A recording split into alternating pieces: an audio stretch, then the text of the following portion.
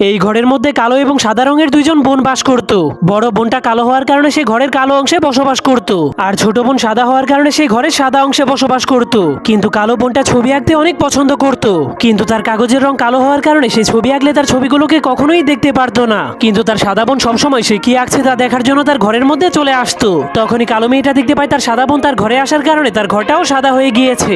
এজন্য সে অনেক রেগে তার সাদা বোনকে ঘাড় ধাক্কা দিয়ে বের করে দেয়। এরপর সাদা জায়গাটাকে আবারও কালো করে দেয়। কিন্তু সাদা মেয়েটা অনেক চালাক ছিল, কারণ সে ছাদের উপর দিয়ে হেঁটে হেঁটে আবারও তার কালো বোনের পেন্টিং দেখার জন্য চলে যায়। এরপর তার বোনের সামনে দাঁড়িয়ে দাঁড়িয়ে অনেক খুশি হয়ে নাচতে শুরু করে দেয়, যার কারণে তার কালো বোন তার উপর আরো বেশি রেগে যায়। এরপর তাকে আবারও ঘাড় ধাক্কা দিয়ে তার ঘর থেকে বের করে দেয়, যার কারণে এবার সাদা মেয়েটা তার কালো বোনের উপর অনেক রেগে যায়। এজন্য সে ধীরে ধীরে একটা রাক্ষসে পরিণত হয়ে যায়। তখন সে ভয়ঙ্করভাবে গর্জন করলেই তার কালো বোনের পুরো রুমটাই সাদা হয়ে যায়। যা দেখার পর কালো মেয়েটা অনেক ভয় পেয়ে গেলেও সে সাহস করে তার বোনকে গিয়ে জড়িয়ে ধরে, যার ফলে তার বোন শান্ত হয়ে রাক্ষস থেকে আবারও মানুষে পরিণত হয়ে যায়।